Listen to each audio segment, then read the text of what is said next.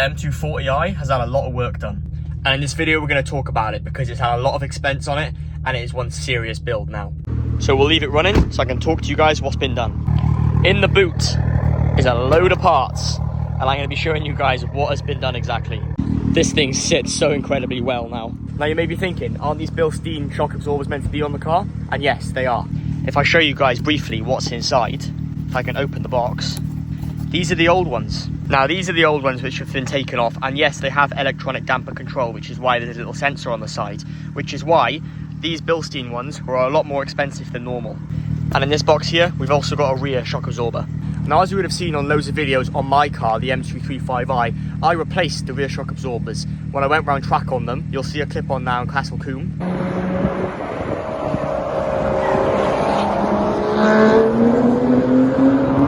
Now, we all know M-lite suspension sucks, and that is why we did a little upgrade with this M car. M-lite car, I should say, because it's not an M car, is it? However, let me show you what's wrong with this one. Now, I can compress this pretty easily with my hand. It's pretty hard to do one-handed. However, I've compressed that pretty easily. Look at the return on this. There's no friction on that. I'm not holding it down. They are absolutely toast. That should shoot up and have a lot of pressure on my hand. However, it's going up super slowly. Now, we are going to keep these because we may want to put them back on, even though they are completely useless currently. If we had a broken one on there, for example, we have something which does work to temporarily get the car on the road. However, that would obviously not be the best option because these shock absorbers are done. The car handles incredibly now. So let's have a brief little talk about what's been done. So the Bilstein B6 with EDC have been fitted on the front and the rear. And unfortunately, without jacking the car up, you can't really see them. However, I'll zoom in a little bit. There is the proof. So as you saw from those clips, they've been fitted on the front and they've also been fitted on the back. And if you would have actually seen the tracking bolts on the back, they've been adjusted because this car has had a fast road setup done. Now, while it was in the garage, it had a few other things replaced. It also had the thrust arms. Now, these are a common fault on BMWs. When you brake, the wheel will jerk forward or jerk backwards if you're reversing and you brake. These are common and they do break, and they did break on my M235i. So we prevented them by replacing them as preventative maintenance on the 240. Now, if we go to the back of the car, you'll see the tyres. Michelin Pilot Sport 5s.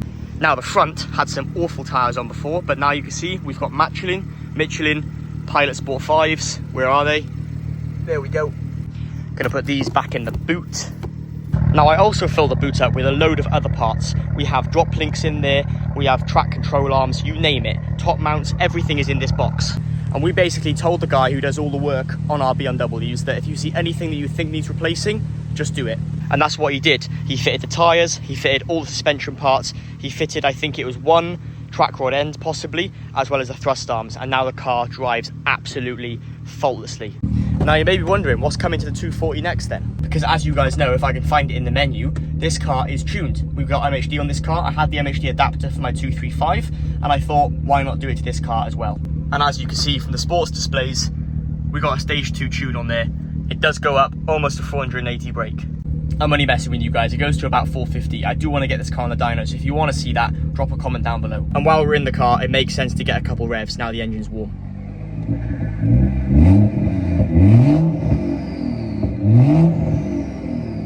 This thing sounds insane. Would be silly not to look at the intake. 3, 2, 1. Oh my life, that thing is insane. Now, we were just talking about what the next thing is going to be for this car. We've got a good intake, we've got a good tune, we've got really good suspension, we've got really good tyres. The thing that's letting this car down now are the brakes. Now, if you run across to my 235, oh sorry, my 218i, if we look at the brakes on this, you'll see they're really rusty for one, but we've got some 2-piece J-hook discs on this, as well as some really good Ferodo DS 1.1 racing pads, and we've also got braided lines, but you can't see them. Now, the 240 on the other hand has standard BMW discs on the back. However, the front are shocking. These are just some 1-piece drill discs and they are absolutely awful, and the pads aren't that great, and obviously we've got stock BMW rubber lines which aren't the best. So the next thing for this car to get it really performing well are definitely going to be a good brake setup. Now you may be wondering, what am I going to do brake wise, because my brakes on the 235 are really squeaky, and all the time they're squeaky and it can get a bit annoying sometimes. So I think the plan with this is to mix it up a little bit. We'll change the discs, maybe we'll get some standard ones. We might get, definitely not drilled or grooved because they're quite loud and they can crack. We might get C-hook. J-hook work pretty well. However, leave your options down below if you have any good options that you guys think would suit this 240 really well. We'll definitely be doing braided lines as well as the Motul 660 racing brake fluid. And of course, with all that power, 450 brake, supposedly, you've got to be able to stop, and that is where pads come in really well. Pads are really good, and obviously, personal preference, I'd go with Ferodo because that's what I've got on the M235i. However, again, leave any comments of any good ones down below. Now, currently, this car sits really well. It's lowered, obviously, on the grass today. The suspension is a bit magoo because it's uneven ground. So you can't take the way this looks on the grass as its actual stance because it's completely wrong. The front is 100% lower than the back. It's got eye-back lowering springs combined with those Bilstein B6 shock absorbers, which, big shout out to Performance M with supplying them. Really good delivery, and obviously they had them in stock, so I managed to receive them pretty quickly. So now that we've got the fast road setup done, it's not going to eat through those tyres unevenly because obviously Pilot Sport 5s aren't the cheapest thing in the world. And with a few suspension parts replaced, the car feels really like firm to drive now. It's not as loose as it used to be. Because I must admit, when we drove this thing home on collection day, comparing it to my M235i, which has had a lot of suspension stuff done to it, this thing felt really floaty, especially at high speeds. Now, it's a different story.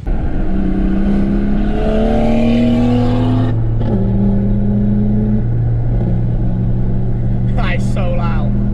And this is something I see M-lite owners do a lot. They buy a fast car, like an M240, and they go straight to an MHD or a boot mod tune when the car's not ready for it. You've got to get your brakes and your suspension set up first. And yes, I kind of cheated because the brakes aren't exactly done on this car, but they will be soon. That's the next thing. And then when the brakes are done, this thing is literally ready to hit the Nürburgring. And I tell you what, it will definitely set some good laps because it handles like a dream now. If you want to see more videos on the handling of this car, there's going to be loads more posts on the channel. So make sure you're subscribed and hit the bell so you don't miss a video. And now the engine is definitely going to be a lot warmer, so we can definitely give it a few more revs.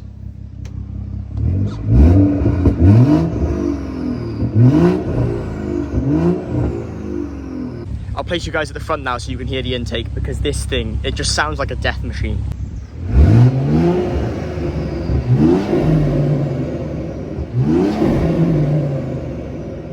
This thing, honestly, it's a completely different machine to the N55. The M235i is great, and it reminds me a lot of a naturally aspirated engine where you've got to rev it more. This is like you're driving like a big diesel truck or a big diesel tractor. It's just got that low down grunt and the torque which just pulls from every gear. However, currently I'm still an N55 fanboy. I love both engines, and this thing, potential wise for tuning, is unreal, and that is why the modifications on this car are not going to stop. They're going to keep coming because it's such a good car to justify spending money on. And don't tell anybody, but I definitely prefer this to the M140i, and the reason being, it handles so much better. I feel like the 140i is a bit squirmy on the back. It always wants to kind of kill you. This car does as well, but nowhere near as much as an M140i. I did drive my mate's J before he progressed into an M4, and that thing was scary.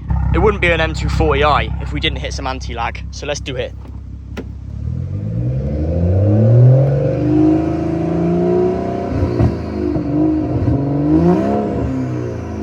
Well, I just promised you guys anti-lag, and I just realised I can't do it. And not because it's not coded in, but it's because the actual steering wheel for this car has been sent off to have an Alcantara done all around. And we only have the limit button on the steering wheel, so the limit button only works for changing the map slots and not anti-lag. So that's a bit of a shame. I was really excited to show you guys that, and I realised I can't do it. But the steering wheel should be back soon. That's another modification that will be posted on the Instagram and the TikTok. So if you want to see that, the links are in the description to see the new results for the steering wheel when that arrives. This thing though, honestly, such a fun car, and combining both F22 shapes, the M235i or the 218, whichever you want to call it, and this 240, what a setup. What a setup, I absolutely love it. And it just stands so good. It's a different colour to the 235. It's more of a kind of metallic white, which is really nice.